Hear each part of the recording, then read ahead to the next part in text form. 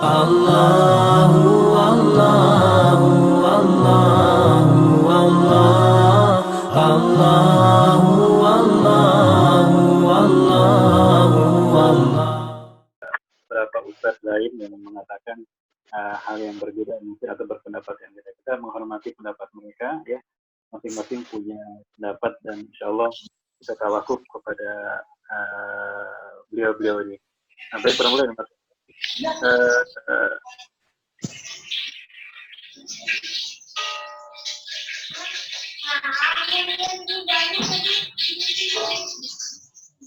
Baik, bagaimana terdengar suara saya? Masih Ustaz, masih. Masih, baik. Ya. Hal lain yang juga harus kita coba cermati adalah bahwa ada beberapa pihak yang ingin memanfaatkan situasi seperti ini, ya. Apalagi momentumnya pas sekali, ya, 15 Ramadan jatuh pada hari Jumat, maka ini bisa menjadi momentum bagi orang-orang yang kafir, musyrik, yang munafik, yang membenci Islam untuk memanfaatkan, melampiaskan ambisi mereka. Pertama untuk dari keuntungan duniawi. Tidak sedikit di antara mereka yang ada berniat ingin mencari keuntungan dunia dengan cara mengutip potongan ceramah ustaz-ustaz, kemudian dipostingkan oleh mereka, diupload oleh mereka dengan judul yang eye-catching, dengan harapan bisa mendapatkan viewers yang sangat banyak, sehingga dia mendapatkan keuntungan materi, tanpa mempertimbangkan efek buruk dari apa yang disampaikannya, sehingga bisa menimbulkan fitnah, ya penambah Allah. Nah, bagi mereka musuh-musuh Islam, mereka mendapatkan kesempatan dengan adanya pemberitaan hadis ini dan juga pemberitaan dari media online, ya. Ini menjadi kepentingan dan senjata bagi mereka untuk mengadu domba para ulama dan juga menjauhkan ulama dari umatnya sendiri, dari umat Islam. Ya, ini juga yang harus kita cermati bersama. Ya, maka seyogianya kita harus bersikap arif, kita harus bersikap bijaksana dan juga berhati-hati.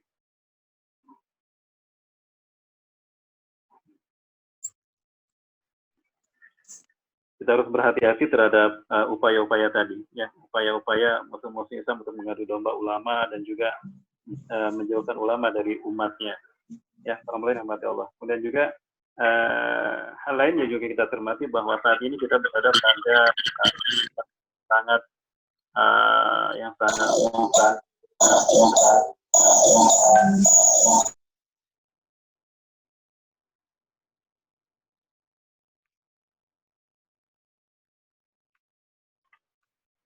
merupakan satu upaya dari musuh-musuh Islam untuk mengambil celah, ya, di balik situasi untuk mewujudkan ambisi mereka menguasai dunia, Allah.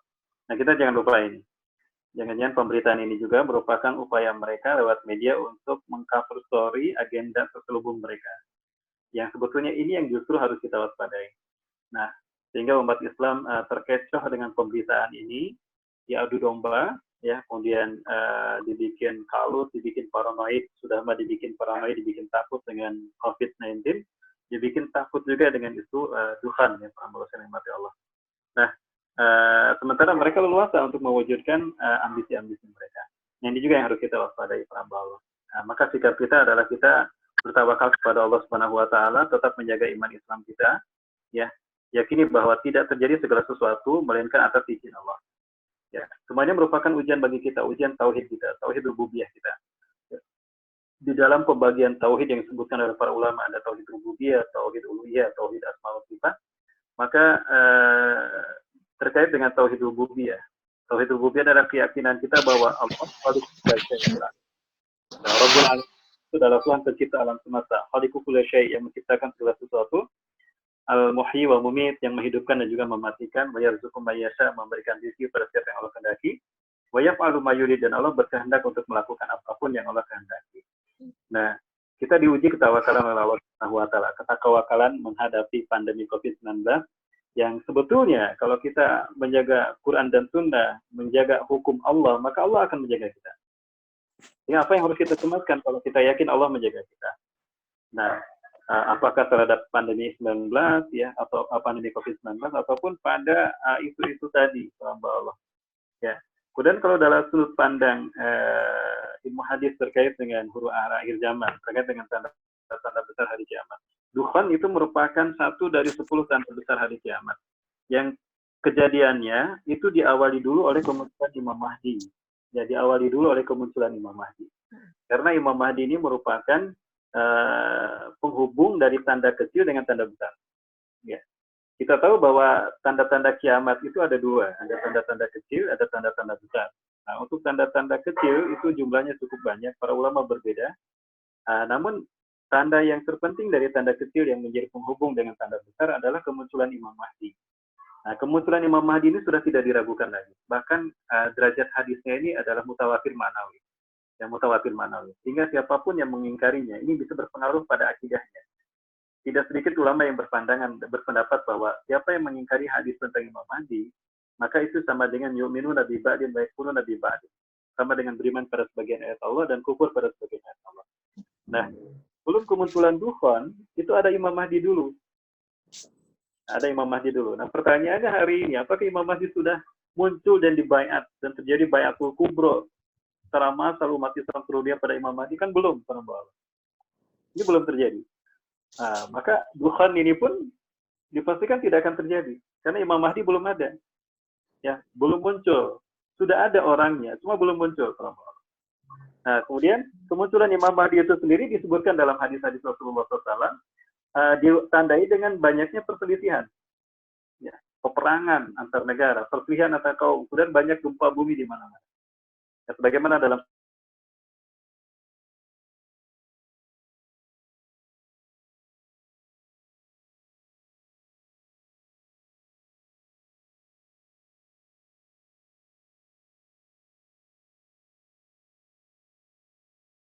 Zarazila. Al-Mahdi akan diutus di masa akhir dari umatku ketika banyak terjadi perselisihan antar umat, antar bangsa, antar kabilah, dan juga banyak terjadi bencana alam. Banyak terjadi bencana alam. Sebut gempa artinya bencana alam. Nah, orang-orang yang berarti Allah, kondisi yang mengawali kemunculan Imam Mahdi saja itu belum terjadi. Artinya belum terlihat dengan nampak dengan jelas. Hakul yakin di mata kita. Nah, maka dari itu, saya berpendapat bahwa 15 Ramadan dengan fenomena yang tadi, saya melihat kemungkinan besar tahun ini tidak terjadi. Ya. Maka dari itu, apalagi dalam pandangan tadi hadisnya lemah, dhaif, akan ada derajat maudhu, palsu, sehingga tidak perlu kita resah dan tidak perlu kita khawatir. Tanpa melepaskan sikap tawakal kita kepada Allah Subhanahu wa Ta'ala. Ya. Apa yang harus kita lakukan para muslimin umat Allah? Kita pertama tetap bergantung iman Islam kita hanya kepada Allah. Jangan merubah iman Islam kita. Bahkan kita kuatkan iman Islam kita. Makin tawakal kita kepada Allah. Ya, kuda kita pelajari hadis-hadis Rasulullah SAW. Selain mempelajari Quran, mentadabburi Quran, juga kita pelajari hadis-hadis Rasulullah. Di sana akan ada banyak mutiara-mutiara hadis yang bisa kita pelajari dan menjadikan penguat iman Islam kita. Salah satunya apa yang disampaikan oleh Rasulullah SAW kepada sahabat Abdullah bin Abbas. Ya. Rasulullah SAW memberikan nasihat kepada Abdullah bin Abbas dalam salah satu hadisnya. Rasulullah menyatakan, ya gulam, ini wali muka kalimatnya. Wahai pemudaku, sesungguhnya aku akan memberikan beberapa pelajaran paling penting. Nah, yang pertama kata Rasulullah, ihfazillah. Jagalah Allah dalam dirimu, yahfazuka. Yahfazka. Maka Allah akan menjaga. Maka ketika kita menjaga Allah Subhanahu wa Ta'ala, yakini perambalan. Ketika kita menjaga hukum Allah dalam kehidupan kita, kita mengamalkan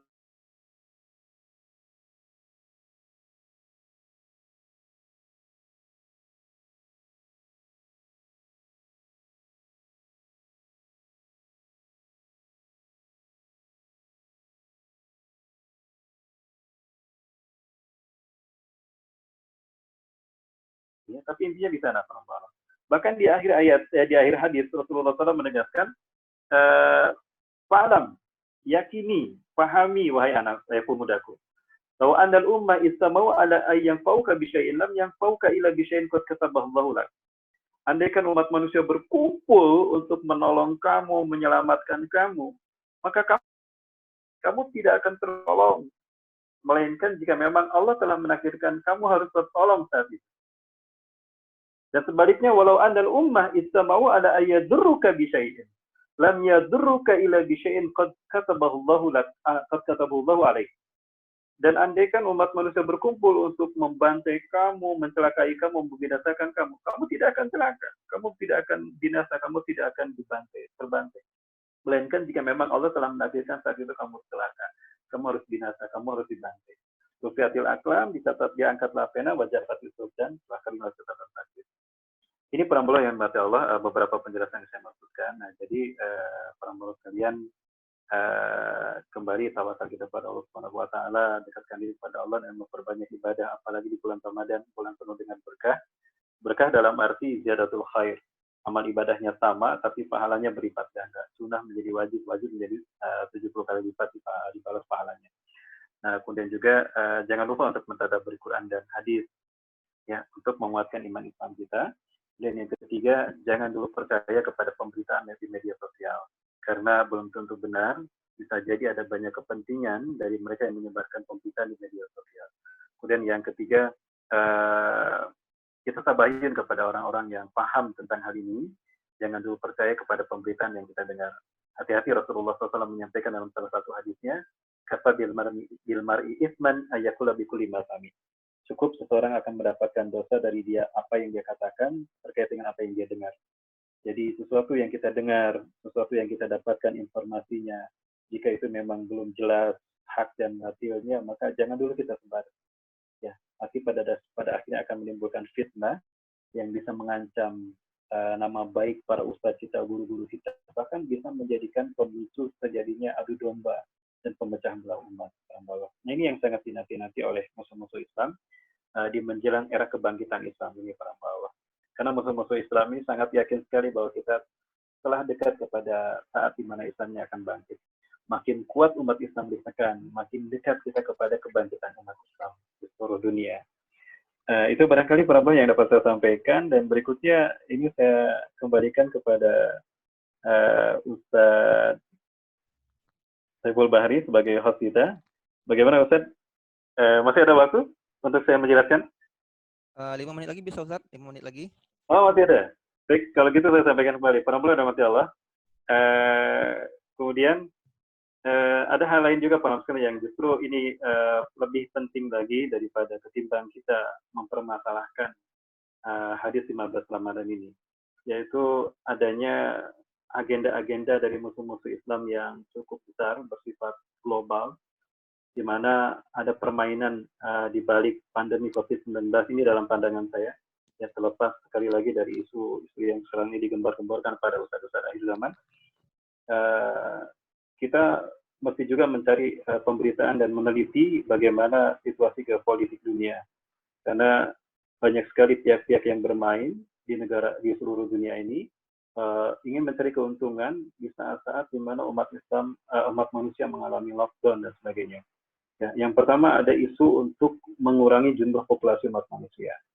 Ya, mereka musuh-musuh Islam, mereka meyakini bahwa dunia sudah berusia senja, tidak kuat memikul 7 miliar umat manusia. Maka mereka membuat sebuah rekayasa dengan melakukan upaya mengurangi populasi umat manusia dengan menyebarkan sesuatu yang bersifat wabah, pandemi misalnya, dan juga dengan chemtrail atau HARP dan sebagainya. Nah, intinya mereka ingin mengurangi jumlah populasi dunia yang pada akhirnya itu hanya 500 juta saja. Bayangkan dari 7 juta direduksi 6 miliar setengah, maka tersisa 500 juta. Nah, ini ambisi para kaum iluminatis, konspirator dunia, yang terdiri dari para intelektual global dan juga para bankir dunia. Ya, ada permainan terkait dengan minyak. Ya, harga minyak beberapa bulan yang lalu dikabarkan jatuh. Nah, ada permainan politik terkait dengan harga minyak. Nah, ini ditutupi dengan pandemi COVID-19.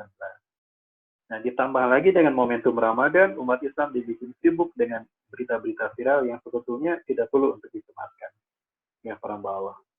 Maka dari itu, stay tune terus dalam kajian akhir zaman, salah satunya bersama pemuda akhir zaman, ya, agar kita bisa mendapatkan wacana-wacana yang lurus, ya, pemberitaan yang lurus dan informasi yang lurus, seperti ilmu yang berkah bagi kita, sehingga kita bisa memberikan sikap yang benar, ya, sehingga tanpa mengorbankan akidah dan tidak menjaga kehormatan para ulama kita, tanpa memutuskan ukhuwah di antara kita semua.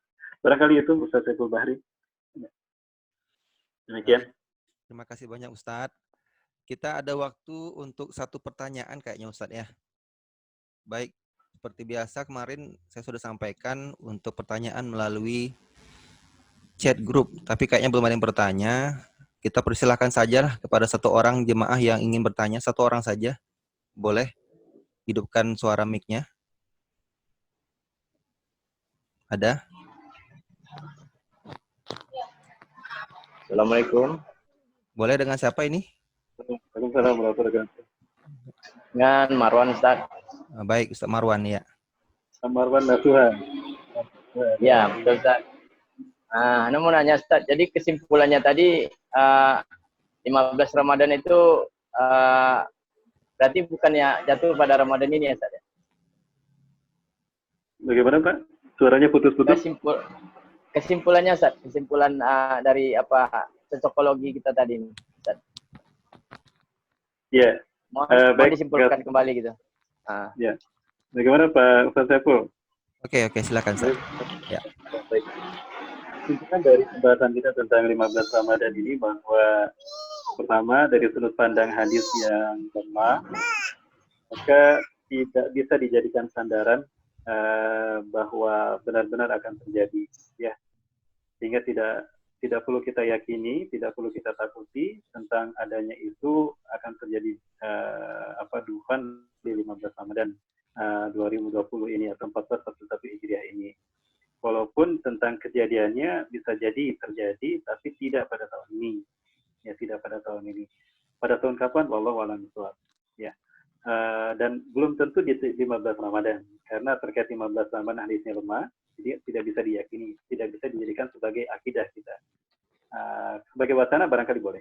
Nah, kemudian yang kedua, dalam sudut pandang ilmu pengetahuan alam, sains, bahwa terjadinya tabrakan ke bumi itu sudah pasti. Ya, karena di luar itu banyak sekali asteroid, bisa ribuan bahkan jutaan asteroid yang sewaktu-waktu bisa saja menabrak bumi dan kita tidak tahu kapan itu terjadi. Semuanya ada dalam aturan Allah Subhanahu wa taala. Kapan waktunya Allah yang menentukan. Ya, ada satu nas atau satu pepatah yang ini bisa menjadi keyakinan kita yang suka kami ucapkan setiap kali kami mengawali ceramah kami. Ya. Masya Allahu kan, wa malam yashalam yakun wala hawla wala quwata illa billahil azim. Apa yang Allah kehendaki pasti terjadi dan apa yang tidak Allah kehendaki tidak akan terjadi. Nah, ini tawakal kita pada Allah Subhanahu wa taala. Itu barangkali kesimpulannya Pak Marwan Nasuha. Baik, alhamdulillah Ustaz. Masya Allah. Kita kasih satu kesempatan lagi bisa Ustaz ya? Yang ingin bertanya, jemaah? Selama masih ada waktu, Ustaz silakan saja. Boleh. Ya, satu orang jemaah. Baik. Dari yang ibu-ibunya ada? Saya. Baik. Ya, Pak Hariri, Ustaz Saiful Bahri. Oke, baik Pak Hariri, baik. Silakan Pak. Assalamualaikum Pak Ustadz. Waalaikumsalam. Terkait mengenai turunnya Imam Mahdi, apakah itu orangnya sudah ada tapi belum diketahui atau memang belum lahir atau bagaimana Pak Ustadz? Karena menyangkut tentang hal dukhon itu katanya Imam Mahdinya harus sudah ada dulu. Jadi tentang Imam Mahdi itu sendiri bagaimana Pak Ustadz? Sekian, wassalamualaikum warahmatullahi wabarakatuh. Waalaikumsalam warahmatullahi wabarakatuh. Ya, baik. Terima kasih Pak Hariri. Ustaz, langsung saya jawab, Ustaz Saiful Bahri. Silakan. Terima kasih Ustaz Saiful. Baik, terima kasih Pak Hariri atas pertanyaannya. Terkait dengan sosok Imam Mahdi ini sendiri, para ulama yang Masya Allah, apakah beliau sudah ada atau belum? Ya, berangkat dari hadis Rasulullah SAW tentang akan munculnya pembaharu setiap 100 tahun ya. Dalam hadis dari Abu Hurairah radhiyallahu anhu yang diriwayatkan oleh Imam Abu Daud, Rasulullah SAW bersabda, Inna Allah yab'atsu min hadhil ummah ala ra'si kulli mi'ati sanah mayujadidu laha dinaha. Mayujadidu dinaha. Sesungguhnya Allah Subhanahu wa taala akan mengutus setiap 100 tahun sekali, seseorang yang akan memperbaiki urusan agamanya. Ya. Artinya setelah Rasulullah SAW wafat, itu akan muncul pembaharu yang akan memperbaiki urusan agamanya setiap 100 tahun sekali. Ya, setiap 100 tahun sekali. Setelah Rasulullah SAW wafat. Nah, di mana tugasnya adalah satu, memperbaiki agama yang telah dirusak oleh musuh-musuh Allah Subhanahu wa taala. Ya. oleh orang-orang kafir, orang musyrik ataupun oleh orang-orang munafik. Kemudian yang kedua, menciptakan perdamaian dan keadilan, memerangi kebatilan, menegakkan hak, ya, kemudian juga memimpin dunia dan mewujudkan Islam yang rahmatan lil alamin untuk seluruh dunia. Nah, itu tugasnya. Nah, melihat dari angka 100 tahun sekali, ini yang menjadi clue bagi kita untuk mencari tahu apakah beliau sudah ada atau tidak. Maka dilihat dari tanda-tandanya. Tanda-tandanya diantaranya adalah satu, panasnya geopolitik di Jazirah Arab. Ya, panasnya geopolitik di Jazirah Arab, terutama di internal penguasa Hijaz. Ya, penguasa Hijaz ini maksudnya Saudi Arabia, yang ada di sekitar Masjidil Haram dan Masjid Nabawi. Kemudian juga banyaknya terjadi musibah petaka di mana-mana, kemudian juga banyak terjadi peperangan di mana-mana. Nah, kemudian juga adanya perubahan pada geografis Jazirah Arab, tanah Arab yang dulu tandus menjadi hijau dan sebagainya. Nah, kemudian juga memanasnya Masjidil Aqsa dan menguatnya posisi Zionis Yahudi Bani Israel menguasai Al-Quds, dan juga makin berkembangnya pemahaman-pemahaman yang sesat di tengah umat Islam. Nah, ini menjadi indikator-indikator bahwa Imam Mahdi itu telah dekat kemunculannya. Kalau kita lihat beberapa indikator tadi, semuanya sudah terjadi di zaman kita. Nah, hal inilah yang menjadikan pandangan bahwa Imam Mahdi itu sudah ada secara fisik, tapi kita belum tahu kapan beliau akan muncul, lalu terjadi pembaiatan Baiatul Kubra. Gitu, Pak. Nah, yang pertama itu. Yang kedua, melihat dari hadis Hudzaifah bin Yaman, yang juga diriwayatkan oleh sahabat Nu'man bin Bashir, kedua-duanya sahabat. Nah, di dalam hadis Nu'man bin Bashir, hadis Hudzaifah bin Yaman, Rasulullah bercerita tentang 5 fase, Pak. Tentang 5 fase kepemimpinan umat. Ada fase nubuah, ada fase khilafah ala minhaj nubuah, ada fase mulkan adhan, ada fase mulkan jabariyah. Nah, beberapa ulama dan guru-guru kita banyak menjelaskan bahwa hari ini kita berada pada fase yang keempat, fase mulkan jabariyah. Ya, karena fase mulkan adhan dianggap sudah berakhir, ditandai dengan runtuhnya khilafah Turki Utsmani. Ya, penguasaan kepemimpinan Turki Utsmani atas dunia. Dan secara de facto dan dalam sejarah, ya para Allah dan jujur, Turki Utsmani dipandang kesepakatan para ulama berakhir di 1924. Nah, artinya sejak 1924 sampai hari ini kita sudah memasuki fase yang keempat, fase mulkan jabariyah, di mana dunia dipimpin oleh Bani Rum, dipimpin oleh musuh-musuh Islam. Jika banyak terjadi petaka dan umat Islam ibarat makanan hidangan yang disantap di sebelah sana sini. Nah, kemudian dikaitkan dengan hadis tadi. Nah, ini mungkin ulama-ulama banyak orang-orang yang tidak sependapat memandang pendapat ini tetap logis, ya. Ya, para terlepas dari pandangan itu, dikaitkan dengan hadis yang 100 tahun tadi. Ya, maka kalau kita lihat dari Turki Utsmani 1924 ini sudah 96 tahun, Pak, ya. Sudah 96 tahun. Artinya mendekati angka 100, Pak. Nah, dari hitungan angka ini saja berarti telah dekat kemunculan Imam Mahdi ini. Kalau telah dekat kemunculan Imam Mahdi, berarti secara fisik orangnya sudah ada. Secara fisik orangnya sudah ada. Nah, kita tinggal lihat lagi beberapa hadis, di mana hadis-hadis yang lain menceritakan bahwa akan ada 7 ulama dari seluruh dunia, mereka bertemu di tempat yang sama, kemudian melaksanakan ibadah yang sama. Mereka sering mencari-cari di mana Imam Mahdi berada. Pertanyaannya, momentum apa 7 ulama dunia yang sebelumnya tidak kenal bertemu di tempat yang sama dalam waktu yang sama? Nah, ibadah haji, Pak. Di momentum ibadah haji. Nah, justru yang sekali lagi saya justru sedang memperhatikan itu, Pak. Ya, tahun ini tidak memperhatikan adanya dukhon dan sebagainya, tidak, ya. Karena menurut saya dukhon ini tadi kedekatan didahului oleh Imam Mahdi. Bahkan dukhon ini lebih dekat ke Dajjal, Pak. Lebih dekat ke kemunculan Dajjal. Artinya makin melewati beberapa tanda-tanda besar lagi. Itu barangkali, Pak, yang dapat saya sampaikan, ya. Jadi kesimpulannya secara fisik barangkali sudah ada, cuma kapan kita tidak tahu. Allah yang mengetahui. Allah a'lam. Alhamdulillah, Ustadz, kita punya waktu lebih kurang 1 menit, Ustadz, untuk closing statement langsung. Boleh, Ustadz? Insyaallah. Baik, para yang mati Allah Subhanahu wa taala. kita perlu meningkatkan iman Islam kita dengan mendekatkan diri kepada Allah Subhanahu wa taala, kemudian mentadaburi Al-Qur'an dan hadis, dan juga banyak menuntut ilmu kepada ulama-ulama kita agar kita tidak terprovokasi oleh berbagai macam isu-isu yang tidak benar terkait dengan peristiwa-peristiwa akhir zaman ini. Dan kemudian juga yang kedua, kita perlu menjaga diri agar kita tidak terjebak kepada fitnah terhadap nama baik ulama-ulama kita, guru-guru kita. Ya, kewajiban kita sebagai umat untuk menjaga guru-guru kita, para ulama-ulama kita, karena pada dasarnya berkat jasa mereka lah kita bisa mengenal Allah, bisa mengenal Rasulullah SAW, bahkan bisa menjalankan agama kita ini secara kafah menurut apa yang kita mampu. Nah, kemudian yang ketiga, kita juga perlu waspada bahwa pada momen-momen zaman kita ini banyak sekali tekanan-tekanan dari musuh-musuh Islam, baik yang ada di tanah air kita ataupun yang ada di luar negeri, di mana mereka memanfaatkan situasi-situasi yang ada untuk kepentingan mereka dan untuk memerangi Islam. Ya, yakini bahwa hari ini kita sedang berada pada perang urat-urat, war ya, perang bola, dan efeknya sudah terlihat. Ya. Sehingga jangan sampai nanti umat Islam diadu domba dan juga bagaimana ulama dijauhkan dari umatnya. Nah, kita perlu waspada itu. Dan yang terakhir, kita harus tawakal kepada Allah Subhanahu wa taala. Ya, selama kita menjaga Al-Qur'an dan Sunnah, maka tidak ada yang bisa membahayakan kita. Ya, serahkan kepada Allah Subhanahu wa taala tentang ajal kita, karena ajal ini sudah dicatat oleh Allah Subhanahu wa taala. Ajal kita tidak ada pada provokasi dan pemberitaan-pemberitaan yang tidak benar, tetapi ada pada tangan Allah Subhanahu wa taala.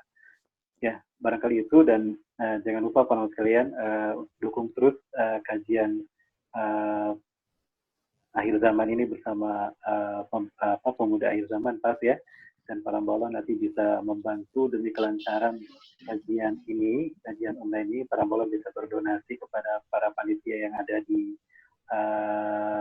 pas pemuda akhir zaman ini.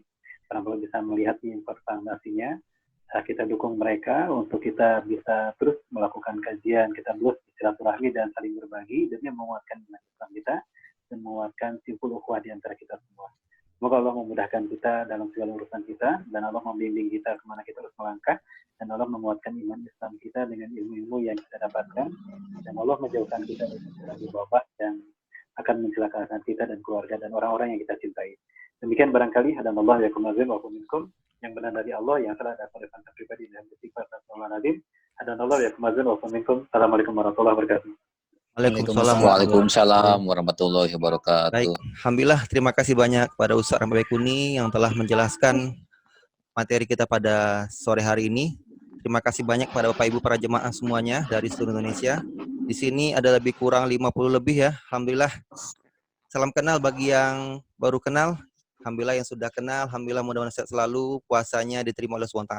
Amin. Amin. Dan kita lanjutkan kajian kita, insya Allah nanti kita akan atur lagi waktunya kapan. Insya Allah Ustadz Rahmat Baikuni bersedia untuk lanjut terus ya mengisi kajian bersama kita, insya Allah. Sudah siap ya untuk menerima kajian dari beliau lagi? Insya Allah siap ya? Insya Allah siap. Oleh karena itu kita sama-sama dukung. Kita sama-sama dukung aktivitas kajian online kita ini. Kita akan undang juga usaha-usaha yang lainnya yang fokus mengkaji akhir zaman, insya Allah dengan tema-tema yang insya Allah dapat meningkatkan keimanan kita pada Allah SWT. Amin. Amin. Amin. Kita tutup dengan baca hamdalah. Alhamdulillahirabbil alamin. Subhanakallahumma wa bihamdika asyhadu alla ilaha illa anta astaghfiruka wa atubu ilaik. Assalamualaikum warahmatullahi wabarakatuh. Waalaikumsalam warahmatullahi wabarakatuh. Warahmatullahi wabarakatuh.